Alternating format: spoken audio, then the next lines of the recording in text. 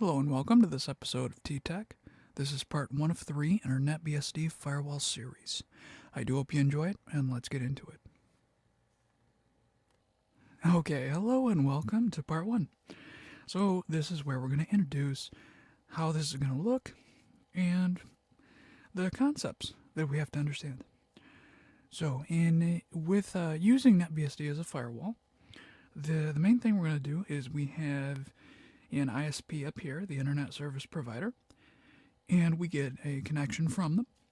Now, this will work across DSL, cable, fiber, or satellite internet connections.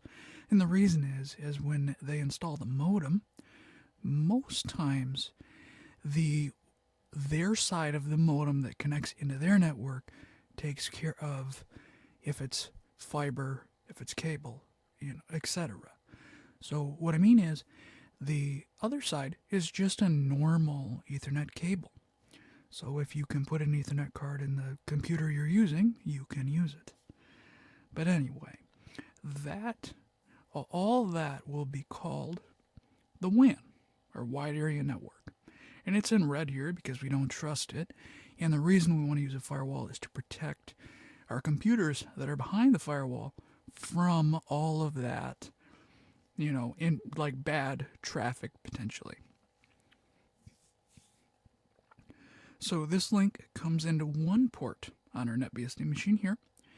And on the other side of that, we have our LAN, our local area network. Now it's green because this is what we trust. Now, after that plugs into a switch. This could be an 8-port switch like you buy from Walmart, etc. But from that, those plug into our PCs. You could have an access point here as well. But the PCs are on the LAN side, okay? And if they want to talk, because they're on the same network, they can talk right through the switch using each other's MAC addresses and the corresponding IP addresses. But what we're going to explore is what happens when PC2 needs to get to the internet. How will this all work for us?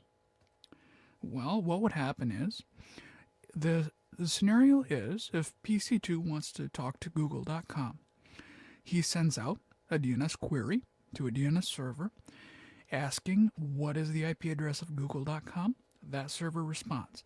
That gets him the layer 3 information he needs, the IP address. After he gets that, he has to have the layer 2 information. He has to get off his network. So the layer 2 information means the MAC address that is the LAN interface of our NetBSD machine. So he sends an ARP request and gets an ARP reply from NetBSD, and then he'll put all that information in his ARP cache. So because of that will allow him to send the packet to the switch. The switch, using the MAC address, will send it out the correct port up to NetBSD, and then the NetBSD gets the packet. So, excuse me, the switch will flood it, but that's at the first point when he's trying to find the MAC address of his gateway. So, after NetBSD gets the packet, this is what we really want to focus on.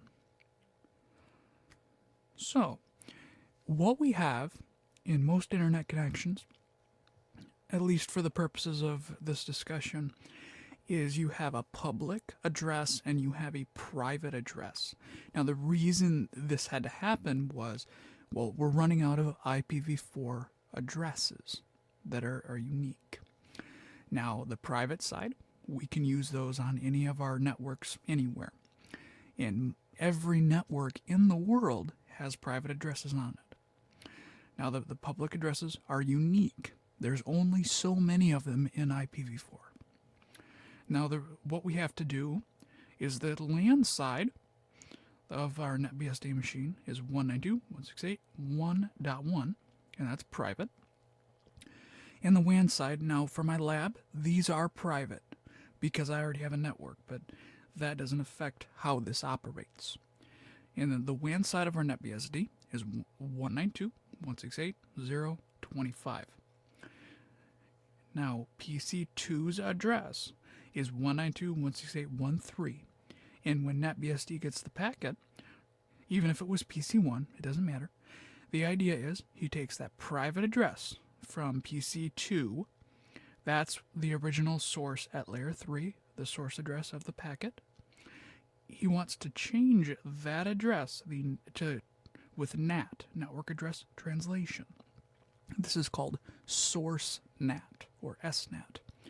And what he's doing is he's changing the source of the packet to actually be 192.168.0.25. So everyone behind the NetBSD machine appears to be coming from the one IP address on the WAN side. All right, that's how we're saving public addresses. And this isn't a security feature. This is only conserving addresses, okay? The firewalling is the security feature, and we'll get into that in a second.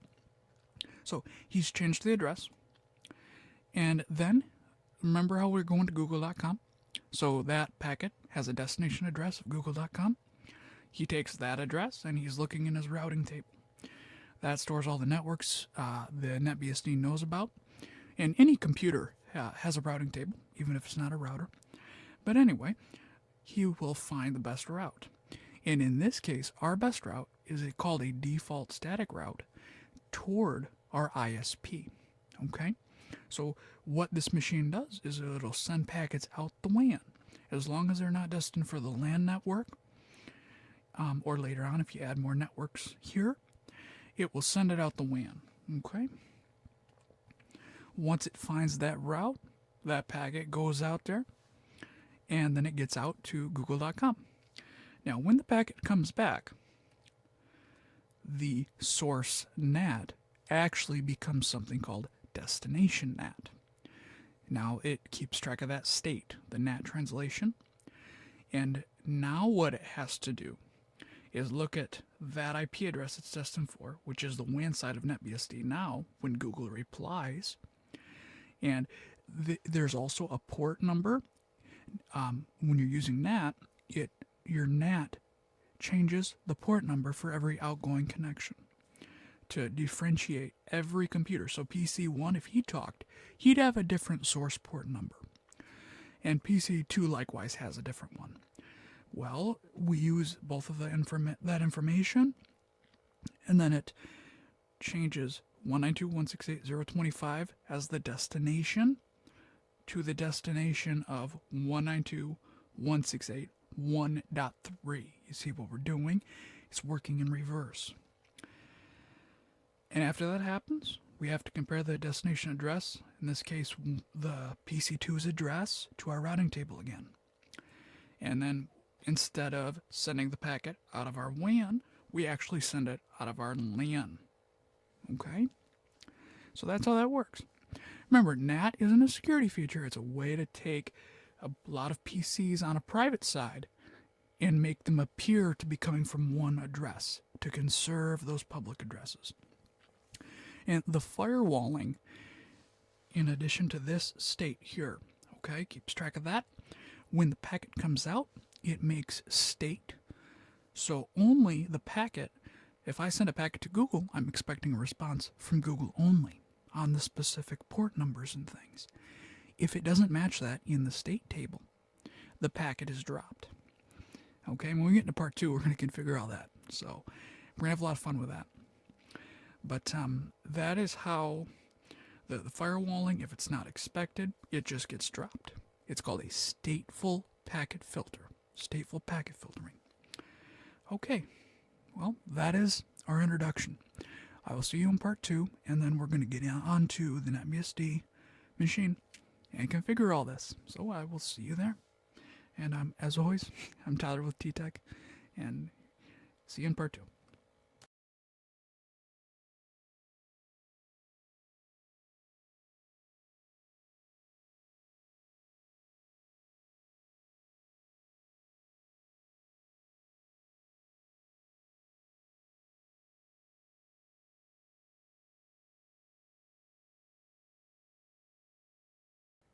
Hello and welcome to this episode of T-Tech. This is part 2 of 3 in our NetBSD Firewall series.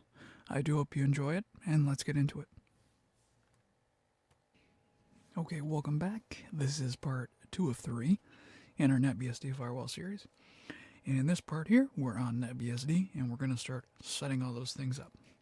So the first thing we want to do is log in as root real quick.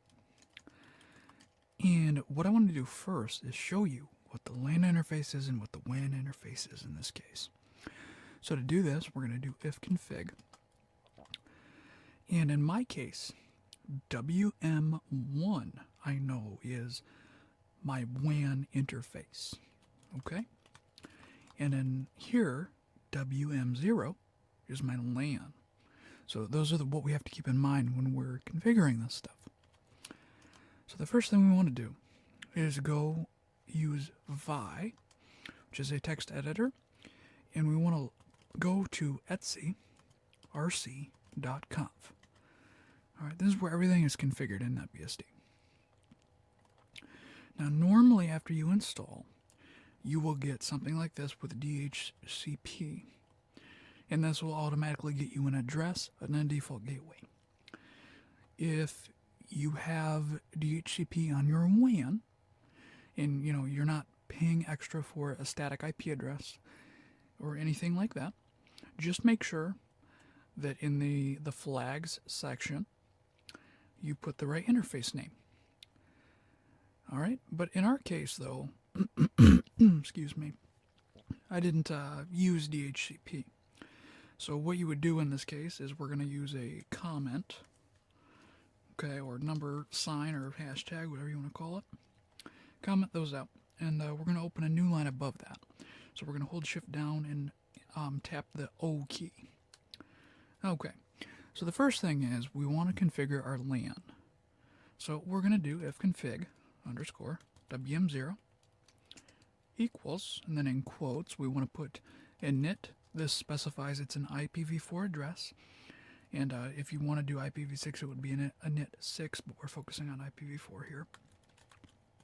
We're going to use 192.168.1.1 with a net mask of a /24, and then end the wrap it in another quote.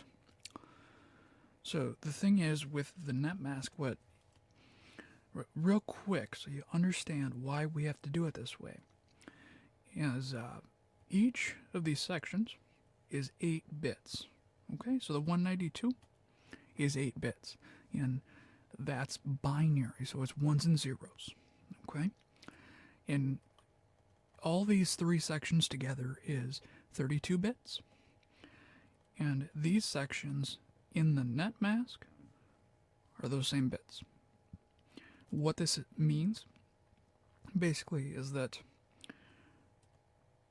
when they're all on and they're ones, we add something called the bit values, and they add up to 255. Okay, when you have 255, 255, 255, and then a 0, this means the first 3 sections of your IPv4 address can't change, and they specify the network, or the street, in other words.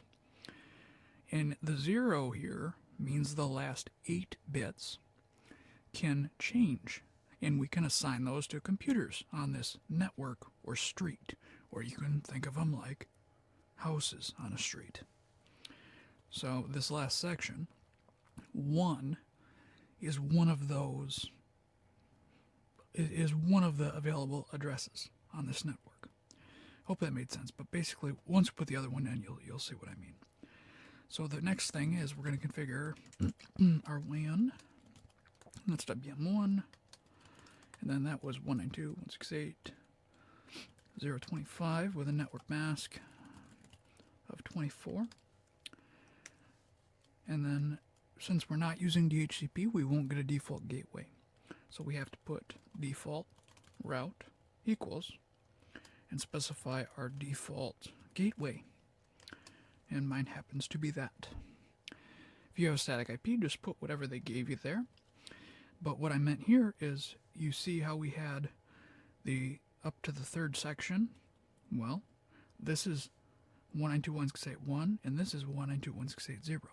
So there's 2 different networks, and that's how it can route between them and understand. Alright, and that's the default gateway for it. Again, you don't need to put that if you use DHCP.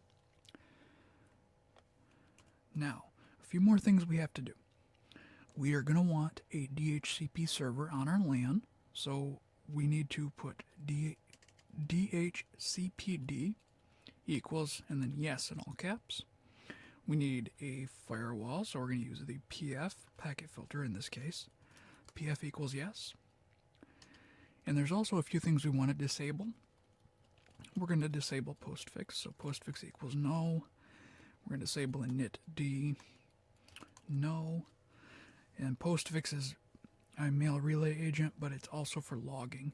But basically what you need to know is we don't need to have that in this case. Okay.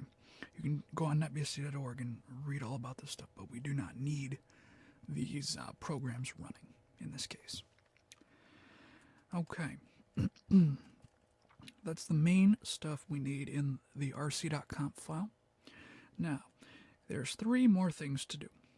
We need to configure the DHCP server here, our PF rule set, and we need to enable IP routing.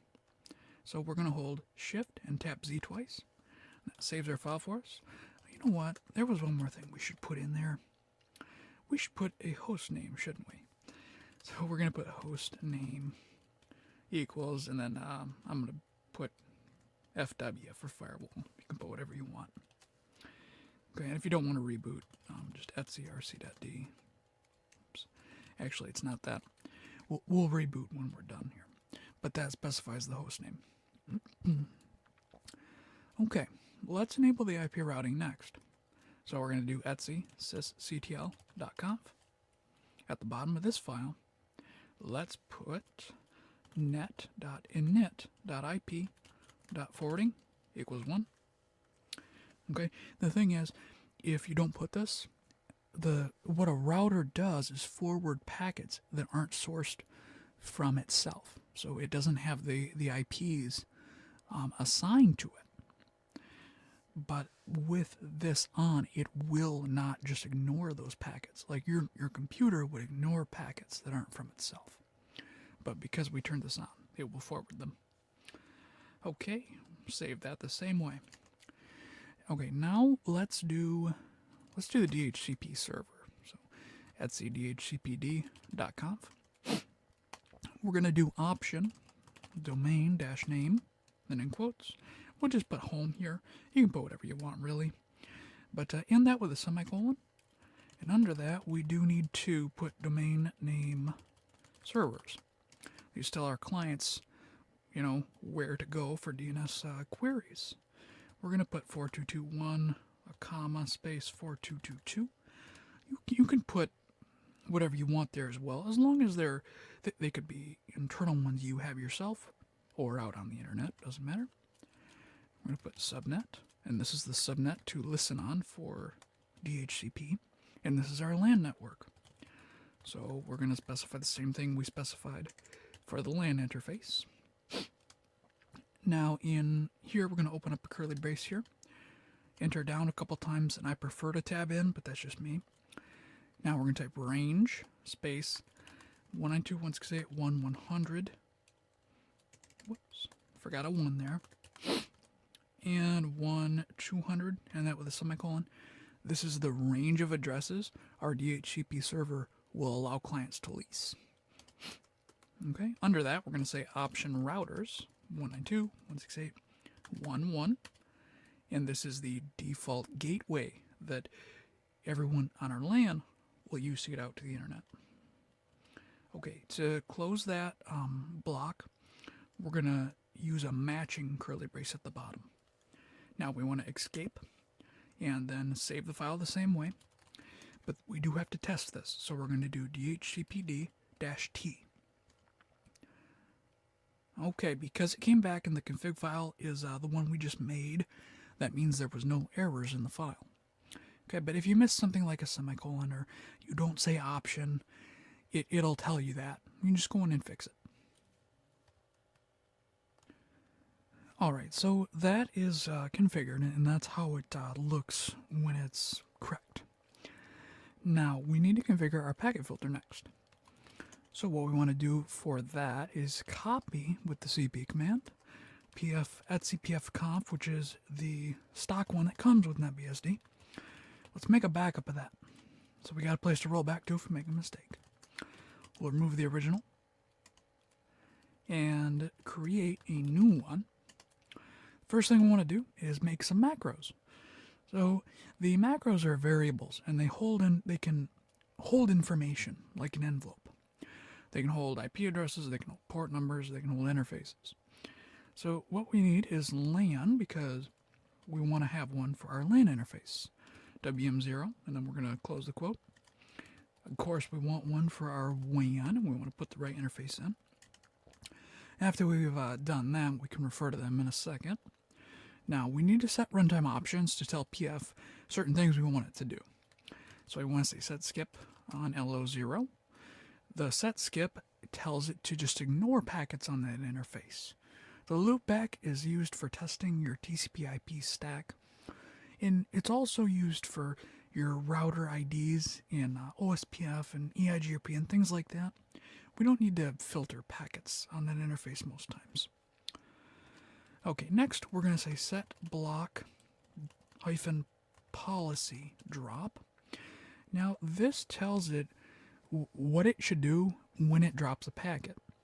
Normally, if you don't set this, it's usually set to reject. Or if you don't have a firewall at all, it sends a reply back. That's what's supposed to happen. The thing is, it can be things like an ICMP port unreachable message, or if you reject the traffic with a block rule, it can actually be an ICMP administratively prohibited. Either of those sends information back to whoever is sending us the traffic, and it actually puts a load on our firewall that we don't want. So, general rule of thumb, I keep it to drop. You can use reject if you want, but keep it to drop in my opinion. Okay, first thing we actually want to do is do that network address translation. We're going to say NAT on, so we're going to utilize that macro of WAN up there. From is going to say the source. So the source is LAN, but we're going to say :network. And this is, it will dynamically, something called expansion. When this loads, it will just put in whatever network is on the LAN interface. And so we don't have to type the network in, and then later, if we put 50 rules in here, come back in and have to change every one of them. So from that though, we want to say this traffic can go to any destination. And then we want to say hyphen, then a bracket, and in parentheses we want to specify the WAN macro. And the parentheses, these are helpful if you have DHCP and your IP changes. If the IP changes, it will start to change the source to the new IP, and you won't have to change anything on your end. So that was just the NAT. Remember, NAT's not security. The security is coming up right now. First thing we're going to say is block, drop, all.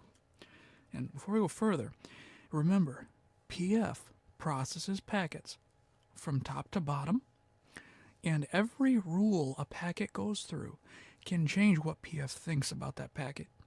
So it may get passed or it may get blocked. But what changes it is the rule that matches the rule that is most specific to that packet. Okay? So the first thing we want to do is just this blocks all protocols, IPv4 and IPv6, any port numbers, source or destination, any IP addresses, source or destination, and any interface, whether it's coming into the interface or going out of the interface. It's just blocking everything. So if we don't add anything else, it won't be very helpful. First thing is pass in on the LAN interface from the LAN network again to any destination, and then we want to say keep state. Now keep state is that filtering the state of the connection. This remembers if this packet came in and it's going to this server, I'm going to keep state and expect the opposite traffic to come back, because then that would match and be let back through. But once we get the traffic into the firewall, you want to allow it to go out the WAN or whatever other interface if you add more in the future. So we want to pass out on the WAN from the LAN network to any, keep state. And the last thing we want to do is allow the firewall to talk. So we want to pass out on WAN from the WAN network to any, keep state. Now, I will say, this actually means if you're on the firewall and you try to ping a host on your LAN or something, it will actually be dropped. You can say self in there, pass out from self, but there's no, this is fine for what we need for the moment. All right, so what we're doing here is this. We're changing the source of traffic from our LAN network to the WAN public IP. We're starting out not trusting anything. We're blocking everything and not sending responses. Okay? What we're allowing is packets to come in on our LAN interface, but they have to be coming from our LAN network, okay? They can go anywhere, but they have to come from the LAN network. And anytime a packet matches pass, it starts a state in the state table, okay? So that starts state on our LAN side. Now, we want to allow that traffic out our WAN. This does the same thing, but it's routing out our WAN, okay? And along with the IP routing, that will allow it to move across to the other interface. But this starts another state on our WAN interface going out. This is the security and the statefulness of this. The last one allows the firewall to talk. You'll notice there's no pass-in rule on our WAN at all. So if a packet comes in from anybody else on the internet, etc., the block rule will start and say, okay, I'm blocking you. All right? That's what the first thing would do, and then it will go down. Does this packet match this? No, it's not our LAN network. It's not coming in our LAN interface. Well, no, it's still blocked, see? And then it says, hey, does it match this? Nope. Does it match this? No. So the last match rule will block. So no traffic will be able to come in on our WAN at all in this configuration. Okay? You can add so much to this. We could spend literally 2 days talking about everything that this can do. But for your firewall, that's all you need for the moment. So we're going to hold shift and save this same way. To test the file, do pfctl-nf etc/pf.conf. Oh, it's actually very good that happened. We didn't put the IPs on the interfaces yet, so let's do that. You can either reboot or do this, but we're going to use etc rc.d network restart, and that allows those IPs to go back on there. Okay, so if we look, we have those IPs now on those interfaces. Okay, so now we can actually check our file again. Okay, now if you don't want to reboot, there's two things you can do. We need to enable it first and then do pfctl f etc/pf.conf. Now that enables it and it loads our rules.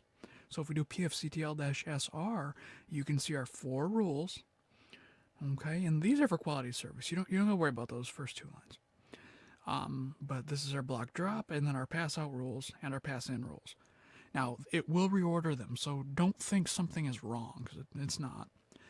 But you can see our network got expanded and everything. The last thing to look at here is our SN. That's for our NAT. And this is our source NAT. It changes anything coming from the 192.168.10 network, okay, going to anywhere to the address of WM1. So that 192.168.0.25. All right. That is our main configuration. So at this point, you're good to reboot. Again, we put into the RCconf. That's what we put in there.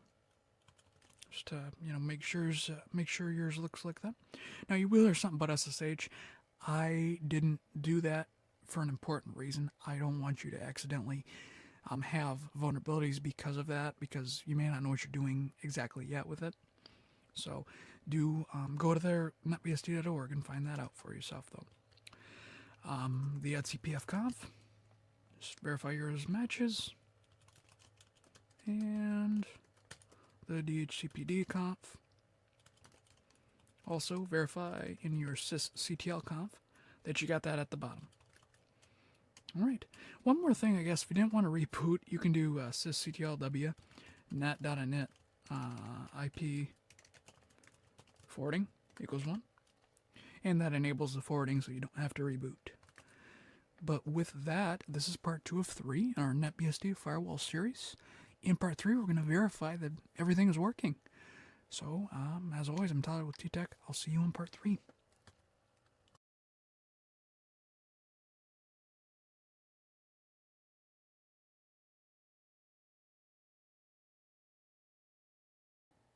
Hello and welcome to this episode of T-Tech. This is part 3 of 3 in our NetBSD Firewall series.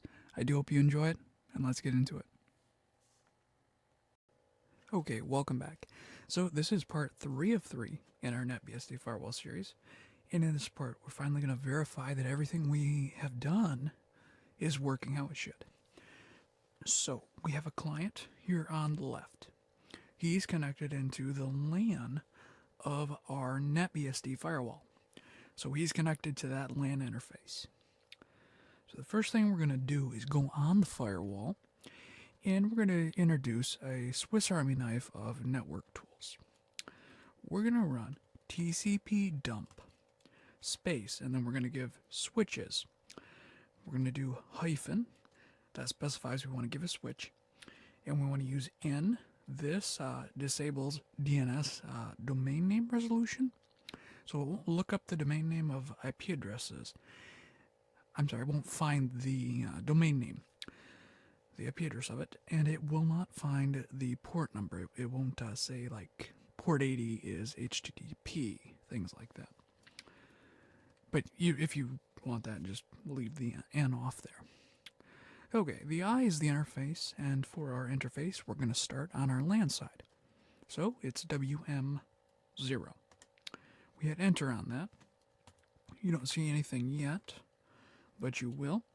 So on this machine, if we do ifconfig WM0, the address it got is 192.168.1.100, and it got that because of our DHCP server we configured. If I do a netstat-rn to look at the routing table, and if I say -f for init, it only looks at the IPv4 routing table. The default gateway is 192.168.1.1. Now, what I'm going to start with is pinging that gateway. So I'm going to ping the gateway. Okay?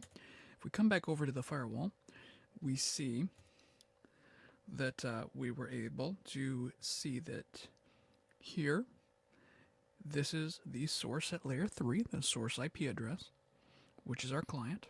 This is the destination, which is the IP address of the WM0 interface. It's an echo request, and here is its echo reply coming back from our firewall to the client. So because we don't have a firewall in place, that's allowing the reply to go back. At least we don't have rules on that interface, I should say.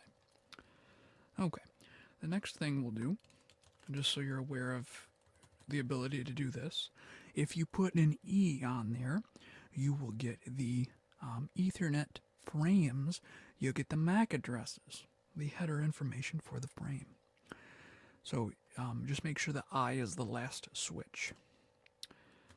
Just so we know it can do all this for us. And basically, this is here, because it's an Ethernet network, this is what ARP is getting, the ARP requests and replies. And in IPv6, it's a neighbor discovery protocol that does this, which uses ICMPv6. So you would see that if you were looking for that. It would show you either. So let's now go and ping Google. So we're going to ping Google.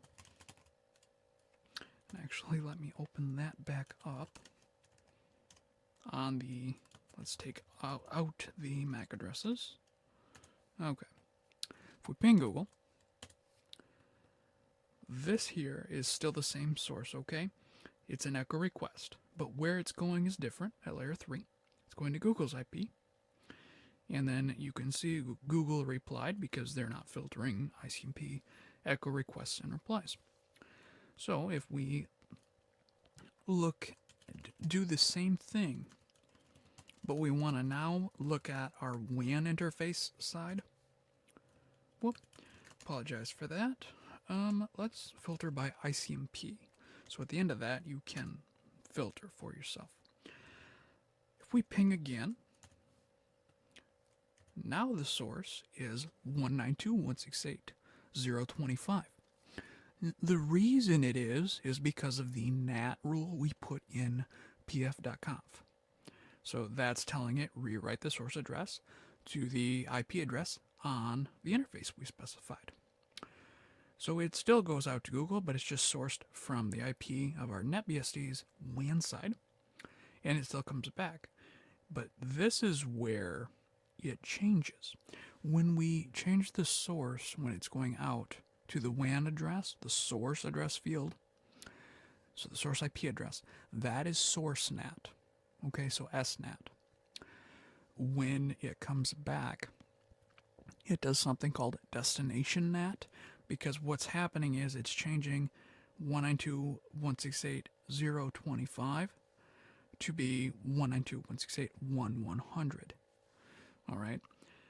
So if we do one more to make a little bit of traffic, it's easier to do that and then show you pfctl-ss. Okay. And if you look here, that's the source before it gets translated. And then after it gets translated here, the 192.168.0.25, that's the translation taking place, the source NAT. And then it goes to the destination, unchanged. And when it comes back, it just reverses this process. So you would actually see 192.168.0.25 as a destination, etc. So it's just the opposite. Okay, the last thing we'll do is we'll do some TCP traffic. And the reason is I want you to see that it changes the port number as well, but we need something that will connect for a little bit longer, so I have time to show you. Okay, the O means just don't save it anywhere. The dev null just is nothing, but that's okay for what we're doing. You don't need to focus on that. Cachefly.net, and they have test files. That's what we're going to use. So we're going to hit enter, and real quick, I may have to redo this, but we'll do the TCP dump again on WM0, filter for TCP. And what I want to quick show you, we're going to do a snippet of that output, is the source in the source port, and then the destination, and the destination port is 80 at layer 4. Now keep this source port in mind, because what we'll see if we change it to the WAN interface and do the same thing. Now if we look, when it's going out here, it's hard to show you because it didn't show you the, we'll do this, don't worry about these filters. We'll do that for you. Okay, what I want to show you is this is the connection going out to the server on the WAN side of NetBSD from our client over here on the right, on the left. So the source port is 57850. All right, and it changed. Let's see if I can scroll up. It changed from 65,535. Okay, so that is verifying that everything is working. I showed you a little bit about the state table. The PF state table holds both NAT translations, so it knows how to rewrite them when they come back, and it holds the stateful information about connections. So the connection doesn't have to be natted to create state. It just has to match a pass rule. All right, simple as that. So with all that, I do hope you really enjoyed this series on using NetBSD as a firewall. So with all that, I'm Tyler with T-Tech.